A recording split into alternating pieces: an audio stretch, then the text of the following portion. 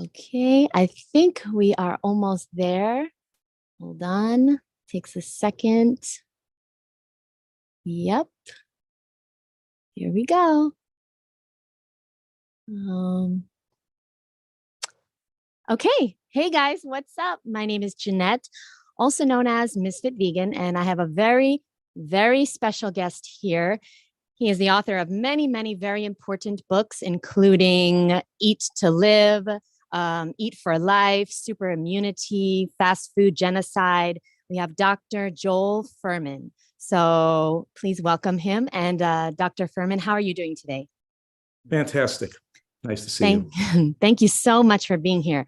So I love your books and I have a lot of questions. The first topic that I'd love to get your opinion on and pick your brain on is the laws regarding ingredients. Okay, so I've read, and I want to know your thoughts on this. I've read that companies don't need to put all the ingredients into the foods, and there's some secret hidden ingredients in foods. Can you talk about like the laws regarding what's in our food that we're eating, and do they need to tell us exactly what we're eating? I don't know. I mean, I don't think I'm the right person to ask that question. Okay. We know that foods are doused with, 40 chemicals in the food process when the food is farmed, let's say. And those chemicals they use as pesticides and herbicides and fungicides are not put on food labels, but they're in the raw materials that food manufacturers and food, even produce has chemical residue on it. I mean, obviously, the ideal thing is to eat natural foods that don't have labels and to eat organic whenever possible. That's what we're all striving for. And regenerative organic agriculture is the way to protect our earth and protect ourselves simultaneously. So, I mean, but no, I don't. I think that if you're adding an additive to a food in the manufacturing process, you have to put it on the label, as far as I know. But I don't know everything about that topic. Yes, I thought so too, but then I read somewhere, and that's my first question because I really wanted to ask you because I really respect you and I love all your Right. books and everything that you do. So the next question is, there's a lot of different ingredients in healthy food that isn't actually healthy. And so from your years and years of experience, can you please share with everyone some of the most unhealthy foods that are touted as healthy? Because, people are confused out there. They don't know exactly like what is healthy and what isn't. So what are some common foods that are supposedly healthy in mainstream society, but actually aren't? Well, the main one is olive oil, is oil, because oil is very fattening. It's 120 calories. You see, when you get your fat from eating a nut or a seed, your body is absorbing the calories at about 1 or 2 calories a minute. And with the slow calories coming into the body can preferentially burn it for energy. And also the fibers inhibit not just the speed of the absorption, but the fibers pull some of those fat calories out into the toilet bowl. So all the calories don't even get absorbed. When you take, walnut oil instead of the walnut, or sesame oil instead of the sesame seed, or olive oil instead of the olive, then we biologically get all the calories rushing in within 3 to 5 minutes.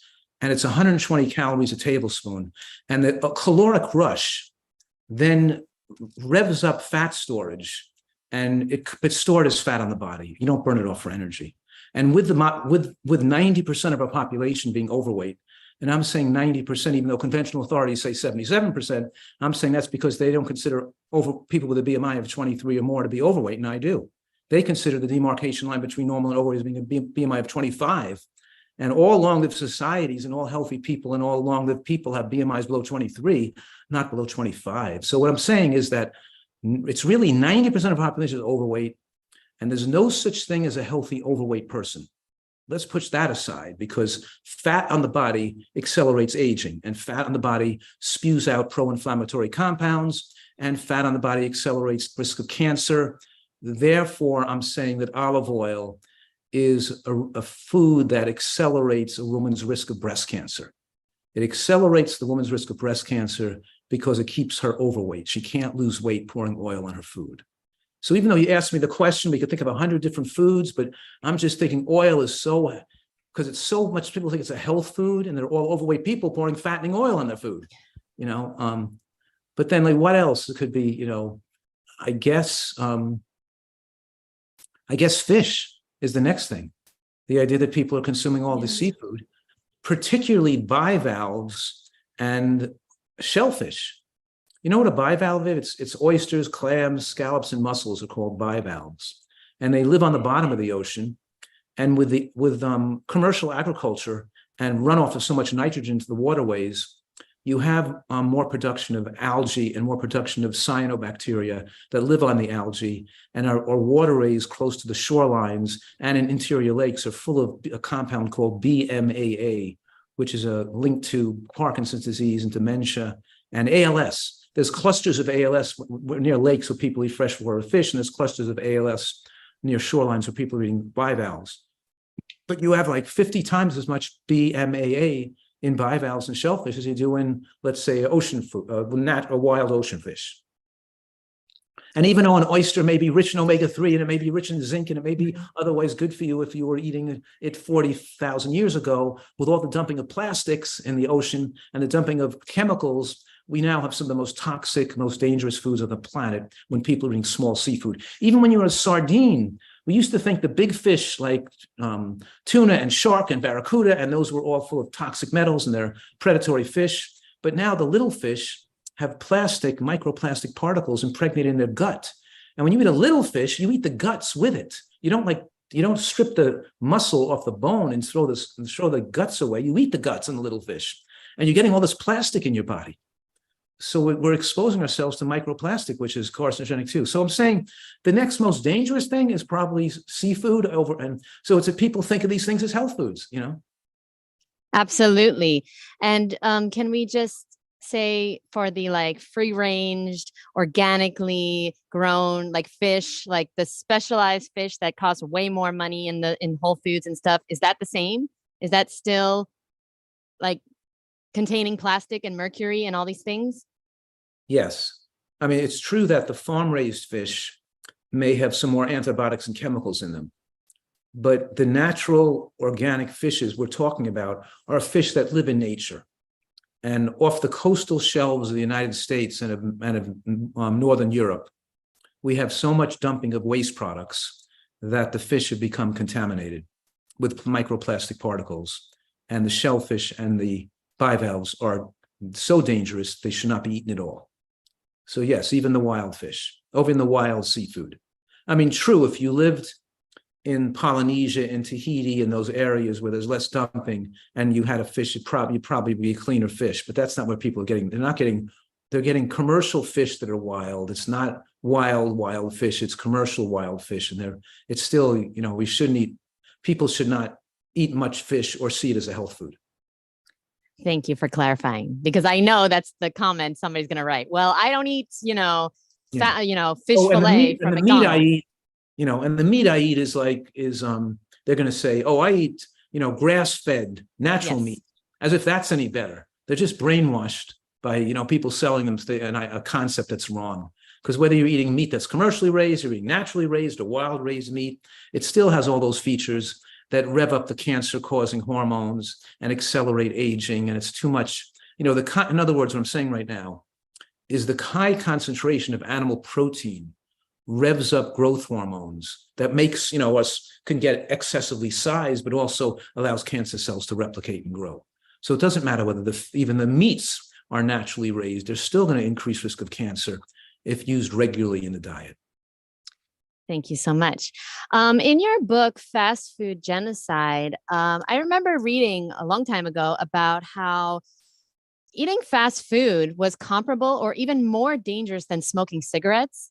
And I used to tell people this, from your book. I would say, eating this fast food, eating these animal products is really dangerous. It's like, you're smoking cigarettes. You can get cancer from this. And people didn't believe me. And even just yesterday, I told somebody this. She didn't believe me that you can get cancer from milk, that milk, contributes to cancer cells. Can you please talk a little bit about how eating fast food and animal products cause cancer cells in the body? I guess the underlying theme here is what I'm saying and you're alluding to, is that we don't have to get breast cancer, prostate cancer, colon cancer, that we have this unique opportunity in human history to live longer without the fear of these diseases. And we've ascertained the causes of heart attacks and strokes and dementia and common cancers. And we can live longer, healthier than ever before without fear. But people don't like the answer. They'd rather be dead or get cancer. And that's okay. At least we do the best and to give as much information as we can. But what we've been finding from the most dramatic findings in the last decade in the field of human nutrition has to do with our body's ability to regulate the occurrence of cancer. And that is that and heart attacks too, particularly by regulating the consumption of protein in the body. So protein is a major controller. And here's what we found in these studies. And I'm saying these studies, and I'm saying that studies done in 2018, 2019, 2020, 21, 22, 23, every year a major study comes out corroborating and documenting the correctness of the earlier studies. These studies all show the same thing. They're not like one study shows something and another study shows something different. The point is that in the past, meat eating in studies didn't show it caused that much cancer, because when people ate less meat, they didn't see cancer rates go down. And the reason that happened was because people ate less meat and they ate more chicken.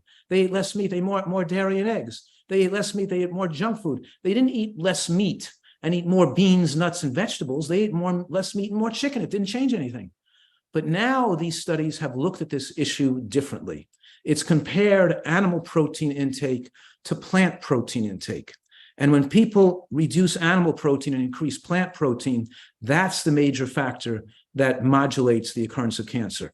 So it means we can modulate cancer by eating more animal protein and put it down by eating less, and we can modulate increase lifespan by eating more plant protein and reduce risk of cancer.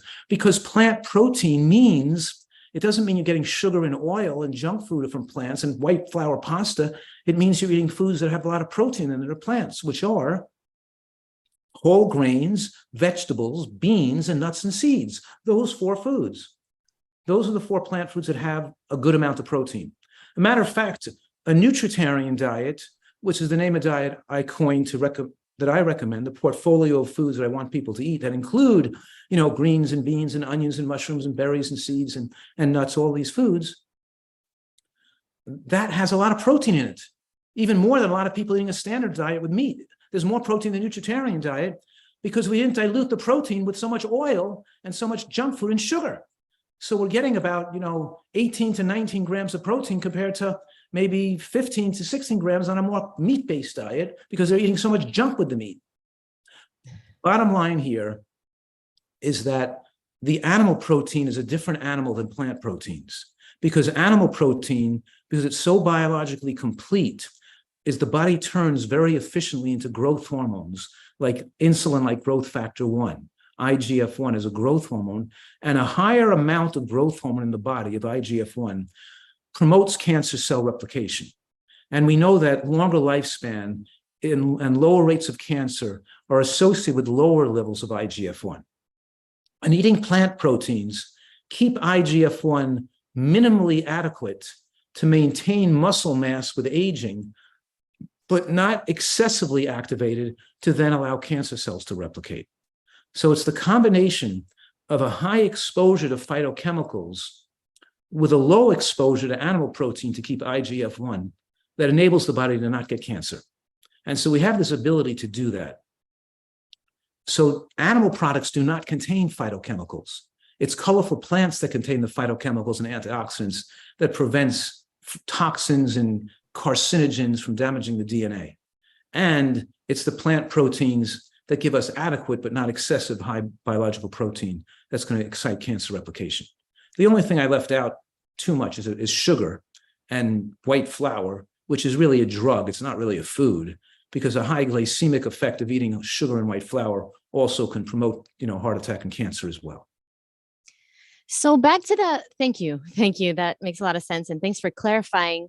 Back to the animal protein, I really want to just put this to rest. Is there any blood type or anyone from any continent that needs to consume animal protein to be healthy and happy and live a long life?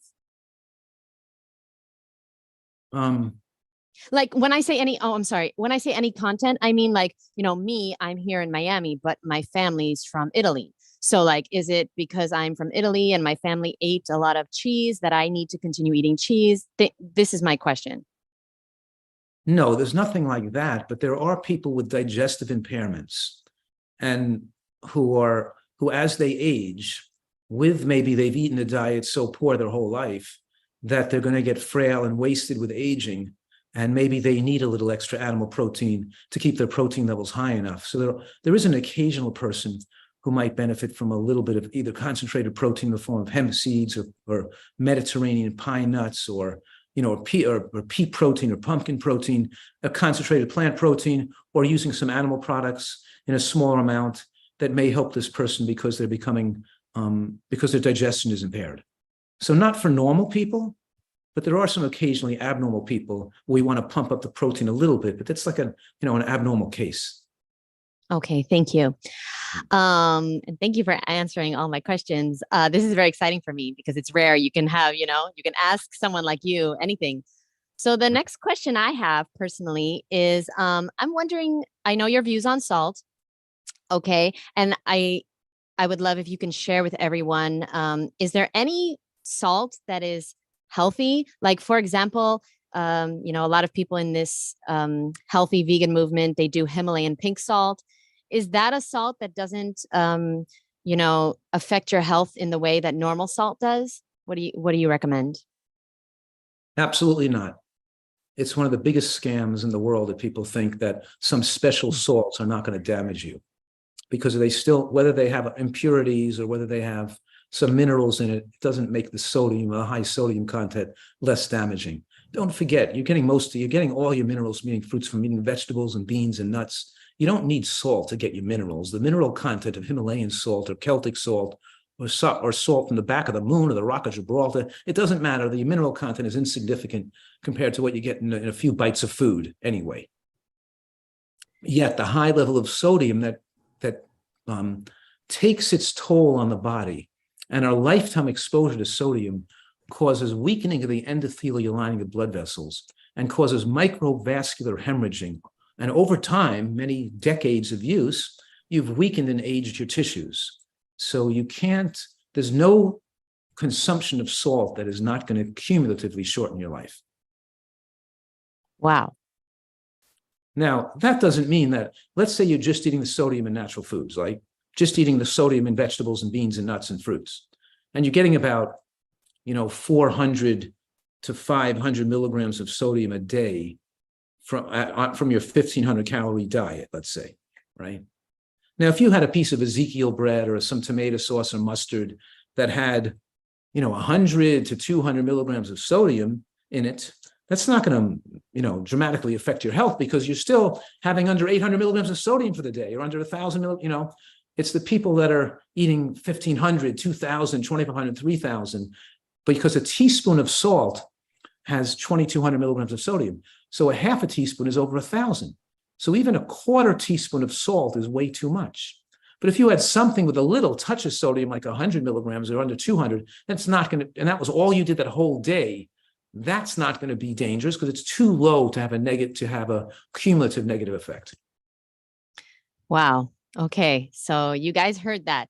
Get your sodium from vegetables, please. And so what is the alternative in the beginning for people, because their taste buds have been corrupted and they really don't taste the salt in vegetables? So what is the healthiest? That's right. The salt intake has deadened their taste buds. They don't even taste vegetables have flavor. They don't even taste the vanilla flavor in a cashew nut. Avocados don't even taste good to them. They don't have the ability to enjoy food because they've deadened their taste buds with too much sweet and too much salt and too much spice. Their taste buds are so deadened. But over a period of months, their taste buds come back. But How? the answer is roasted garlic. Mm, Really helps. And putting lemon and using vinegars, flavored vinegars, a lot of things we do to make food have great flavor. You don't need to add salt.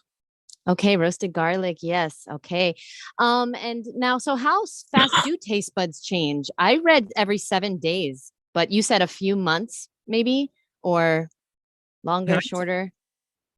I used to think that it does change in a few months, but when I did a survey of 750 people, because I thought it was just like 2 or 3 months, and I asked them, when did you start to like the nutritarian diet as much or better than your old diet? Almost everybody answered 5 to 6 months. I was shocked in the study because I thought people were going to say 2 to 3 months, but they almost all said 5 to 6 months. So maybe it doesn't mean that your taste buds aren't improving, but to actually get to that really ability to have that strong taste muscle to enjoy just natural flavors better, it may take longer. Okay. Yeah, that's good to know. This leads me to my next topic, which is food addiction. I help women to break their food addiction to the animal products and the processed foods.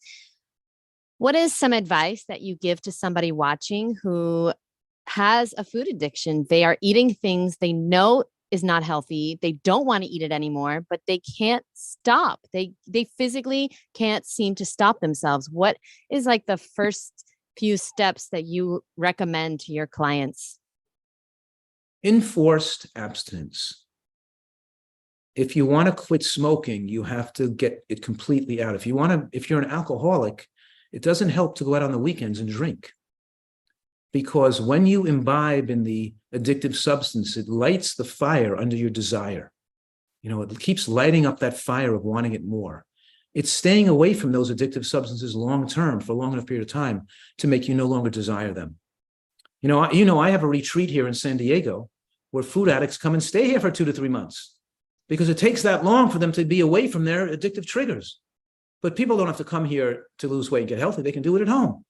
But they have to set up their life so they're not, how could I say, they're not baby stepping their way to healthy eating with a foot in both worlds. They're going to eat healthy, but they're still going to have some of these things they love. Well, every time you have those, you use a little bit of the self-destructive food, it's going to set you back to wanting it more. And it set you back into being a full-fledged food addict again. You're not moving in the direction of getting rid of your addictions until you're off the thing for a long enough period of time. You're rid of your addictions better and better and better for every day and week and month you stay away from it. And the major, substance of addiction is SOS, sugar, salt, and oil. It fuels overeating behavior and addictions. And people have to stay away from sugar, salt, and oil long term and learn how to cook this way, learn how to prepare food this way. Yes. So, I used to think, I used to give people a way they can move into this more gradually. And for some people, that maybe they'll still be the right way. But there's so many people that it screws them up because they're trying to cut back on the foods they shouldn't be eating. And the cutting back just makes them want the food more. And they keep desiring that food and they keep cutting back until they cut it out completely and not cut it back. They don't they don't lose their desire for eating those things.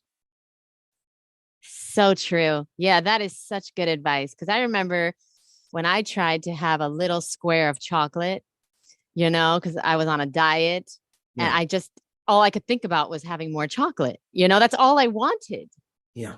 And you're right. Yeah, getting it out of my life gets out of my bloodstream. I don't want it. And so, people don't think that food, this is crazy, but some people don't think food addiction is like as strong as other addictions. Can you, as a doctor, can you please speak upon the true essence of a food addiction? Is it as addicting? Is food as addicting as drugs, as alcohol, as other substances? Well, certainly there's a continuum of addictive properties that you get with addictive substances. But the hallmark of food addiction, or the hallmark of addiction in general, is that when you stop the offensive substance, you start to feel worse and go through withdrawal symptoms. So a person moving from their unhealthy way of eating to a healthy way of eating is going to start to feel fatigued and shaky, maybe headaches. They're not going to feel maybe more agitated. That's one. They're not going to feel great.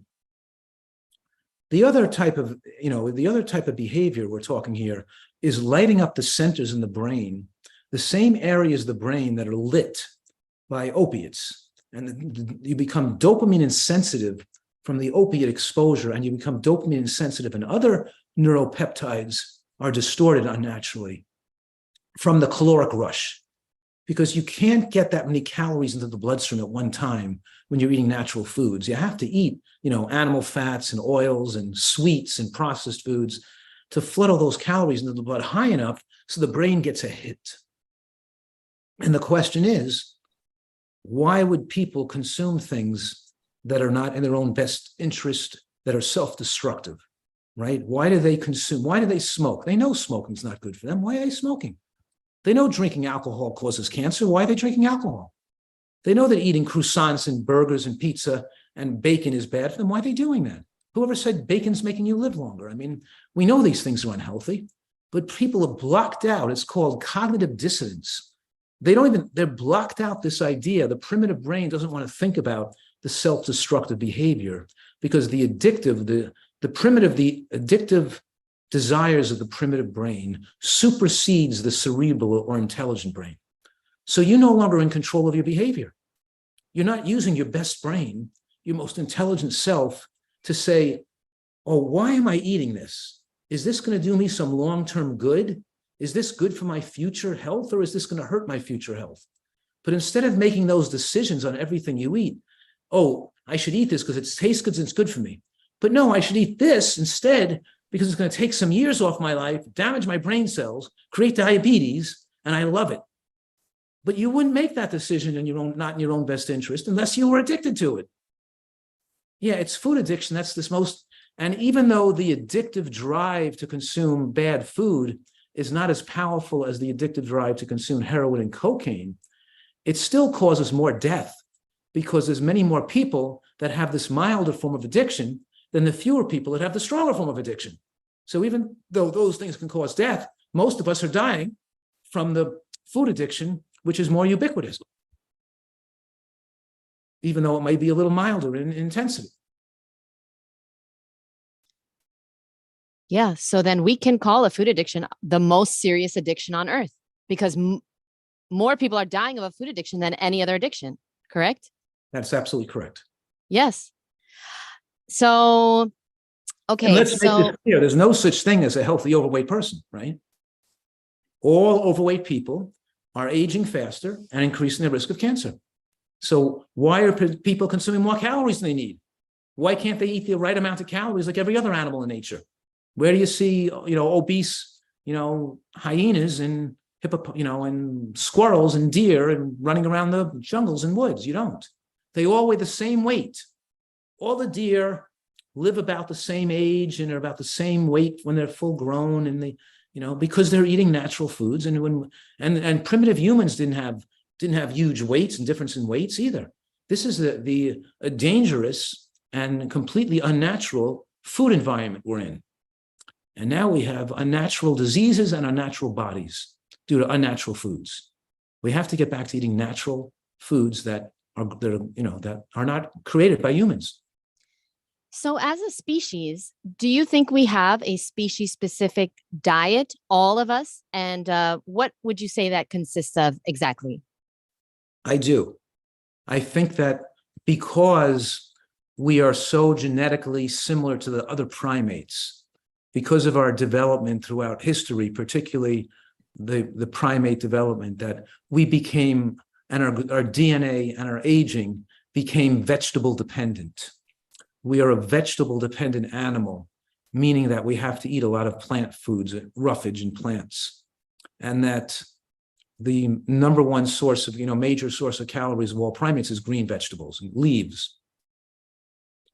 And we are a green vegetable dependent animal. And I say that because a lot of mitochondria function, cell function, DNA function, and the structure of our antioxidant response element and the NRF2 transcription proteins are fueled by these compounds in green vegetables.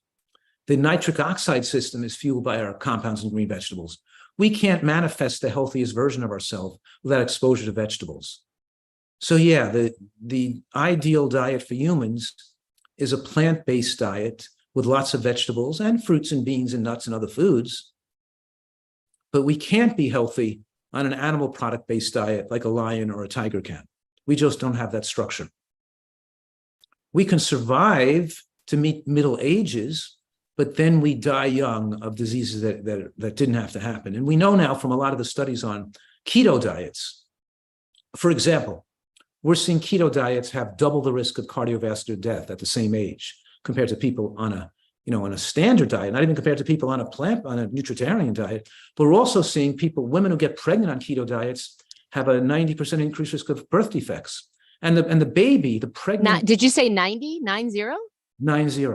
If they stop the keto diet a year before they get pregnant, the risk of birth defects still goes up by 30%. But here, the fetus is a Geiger counter for you. You drink alcohol, it doesn't really cause cancer, you don't think. But if you give it to the baby, it causes some defect really young. It's a Geiger counter to show how bad alcohol is for you in general. Just because it takes decades to get the damage, it's still causing damage. But the baby gets damaged right away from it, so we can see the dangerous effects. But so we're definitely seeing our population has embraced a lot of dangerous dieting, stupid dieting, just because they're addicted to meat, that they want to come up with some rationalization so they can control their weight and not by cutting back on carbohydrates, so they can still eat all the meat they want. It's just still fueling their addictions with irrational behavior. Yes. Now I have a question from my audience. So I have a woman who has been on a mostly plant-based diet for the last 7 years, but she still craves meat. She finds herself still craving like the things that she grew up with. Okay. So I guess the chicken and the steak and different things. Will it ever go away? Do you think that she has like parasites perhaps? What can she do to get rid of the cravings? Well, two things.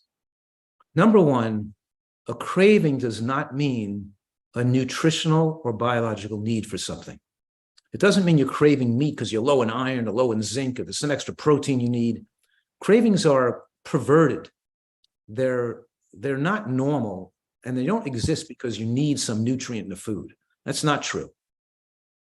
Cravings are mostly the result of emotional, you could not trauma, but emotional stress and emotional trauma that people are looking to use drugs to relieve life's pain. And their drug of choice is food and the memories they had of food and these kind of comfort foods from their childhood. It's an emotional issue, not a biological issue. So I don't know what this person is eating. I don't know if their omega-3 index is adequate, if they're eating healthy enough, but if they're eating enough volume, fibers, nuts, fat in their diet, by eating nuts and seeds. I don't know what they're doing wrong. But they may be doing everything right and still have a craving that's based on some emotional need that they think. But it's not based on the need for meat, that's for sure. Okay, thank you so much. I love what you just said. People that have a food addiction, well, they're using food to relieve life's pain. They're using food for something other than fuel. Right. And so that needs to change. And obviously it's quite hard. So you said abstinence, which is the number one thing. Is there anything else that you'd recommend to someone after that? Going to your retreat center, which by the way, I'll leave the link below, guys. Okay. So that would be an amazing way to for sure break your food addiction. Is there anything else that you can think of that can help people? Yes. Eating a giant salad for lunch every day. And we eat a salad with a bowl of vegetable bean soup and some fruit. So it's salad, vegetable bean soup, and fruit, because the combination of the greens and the vegetables, raw and cooked, mixed with the beans and the mushrooms, with the salad dressing made of nuts and seeds, because you had some nuts, some beans, some mushrooms, some cooked greens, some raw greens. That combination slows gastric emptying and makes you feel satisfied with fewer calories. So now you only need 400 calories to feel satisfied, not 800 to feel satisfied. And it stays with you for hours.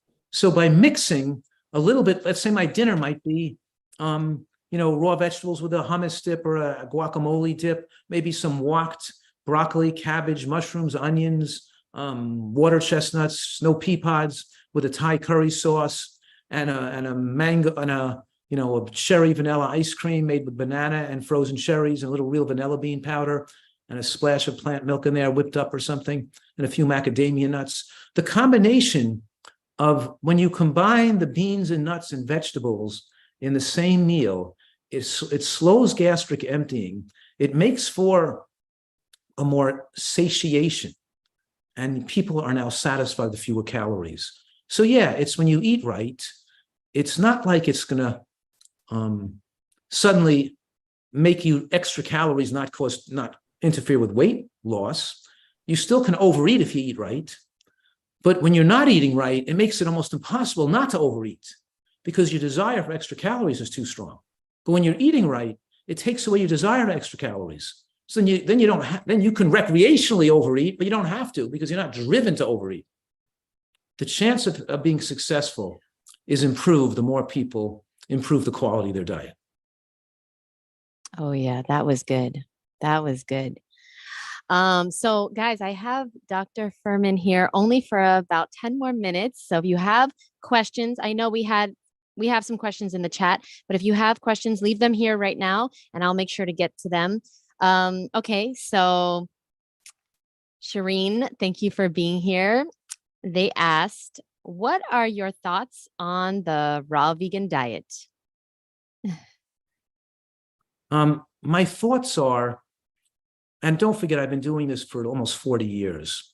And back when the American Natural Hygiene Society had a lot of people on raw vegan diets, I found that people, when they eat raw, they wound up doing too much fruit, avocado, and nuts, and not enough vegetables and beans. And because of that, it lowered the protein bioavailability as they age and their absorption of zinc. And so it makes it so they had more immune suppression with aging. So I think that it's not the ideal way to eat a plant-based diet. I think it's ideally better to use some vegetables, cooked vegetables with cooked beans, because it makes it easier to eat more vegetables and beans and less fruit. Because the fruit-based diet leads for more immune system dysfunction, especially in later life. Like the middle-aged person in their 30s and 40s can digest fruit and protein so efficiently that they can still perform at a high level when the diet is almost all fruit. But as they get to be 80 or 90 years old, they start to get, more hair falling out, more muscle frailty. Their nails are more likely to get fungal infections, and they're at increased risk of infection like pneumonia or skin. So that's my experience been, that the fruit diet is that the too much fruit and all raw is not the ideal way to be a vegan. It's better to get the increased protein and the increased calories by adding, because the problem with raw vegetables is you're satisfied with so little that you don't want to eat enough vegetables. If you ate a little cooked broccoli or cooked vegetable in there, it'll get you to eat more vegetables. So I'm encouraging people that it gets a little more vegetables and beans and nuts and a little less fruit, because the raw vegetables will push you the raw diet will push you to a little more fruit, too much fruit and nuts, and not enough vegetable and beans, which may not be ideal for the longest and most vitality in your later years, as we push the envelope of human longevity to live between 97 and 107 years old. Wow. I want to ask a follow-up question on, you said that our closest primates eat a primarily green leafy vegetable diet. And I'm wondering, why do you think that some long-term raw vegans like a Doug Graham or Tony Wright or, some of these long-term raw vegans, they say that our closest primates eat a mostly fruit-based diet. Yeah. Can you clarify this? I'm not saying that primates all eat predominantly green vegetables. I'm saying all the primates eat a lot of green vegetables. They don't just eat fruit. So some do predominant fruit-based diet. That's true. Okay. Now, I'm giving it Doug Graham diet as a perfect example. I'm saying people following that program might be doing okay when they're young, but when they get older, they're going to be increased risk of infection and problems. And that's what we see all the time. I've had many people who get into trouble with that as they age. Wow. Including, we expect that to happen to people like Doug Graham. Wow. He'll do okay until he gets until he gets to be like 80 years old or 85 years old, then he'll age very fast if he doesn't make a change, doesn't. Wow. I think this might be my last question. So before I ask, I want to say thank you very much, everyone, for watching. And if you'd like to connect with Dr. Furhman, I will leave all his links below. He has a brand new book, Eat for Life. And he has many, many books, very important books that you will not regret. You can pick any one of his books and it'll change your life. So I'll leave all the links below to his website, is his retreat. And so my last question is, if I could put headphones on every single person in the world, and what you say will be translated in every country to every language, what is a message that you'd love to share with the world right now? That nutritional science has made sufficient advances that we can win the war on cancer, wiping out the vast majority of cancers, wipe out heart attacks and strokes. We have science to wipe out dementia. And when we eat a diet that is so disease protective, it could simultaneously have a major effect in aiding climate change and global warming simultaneously. So we can protect the natural world better and protect ourselves better by adopting a program that's designed to maximize longevity in the human species. And we have tremendous amount of corroborating information today. So this information is not controversial anymore. And I have more than 2,000 references from scientific studies in the recent book you mentioned, the Eat for Life book, to show people that it's not my opinion. It's the opinion of all the nutritional scientists around the world today, publishing thousands of studies every month. And I've reviewed more than 30,000 studies on this issue. So we have more definitive evidence that we don't have to have these diseases. We can save millions of lives. And an undue amount of needless tragic suffering. And of course, that the same, you can say, dietary portfolio that slows aging, enables us to live longer, is therapeutically effective to reverse disease. So people can get rid of their diabetes, reverse their high blood pressure, get rid of their chest pains and heart disease, have their psoriasis go away, get rid of their headaches, have their lupus get better from lupus, their kidney get better from lupus, and have their rheumatoid arthritis pain resolve. I have 35 or more years of using nutritional excellence as a therapeutic intervention on enabling people to recover their health. And as a tool, it's so incredibly effective because they have the power to get people back to good health again. Wow. Yes, that is powerful. And can you just share with us, please, how old you are? I'm going to be 70 in December. So I'm almost 70 years old. Amazing. And how long have you been on a plant exclusive diet? Well, I've been eating mostly plants probably since I'm age 10, but you could say probably, mostly plant exclusive, like you hardly ever eat animal products, probably from age 20 on. You know what I mean? Wow. Wow. But the point is, we want to maintain our mental power, our physical ability, our athletic ability, our ability to enjoy life into our later years. That's the whole point. Yes. Thank you so, so much, Dr. Furhman. I really appreciate you. I'll put all links below, and I appreciate everyone for watching. Do me a favor, give this a thumbs up and share this with somebody who needs it, somebody who might not see this, who needs help, who needs to break their food addiction, and maybe go to Dr. Furhman's Retreat Center. So thank you very much for watching, and thank you, Dr. Furhman, for your time. You're welcome. Thank you. That was a really great interview. Thank you.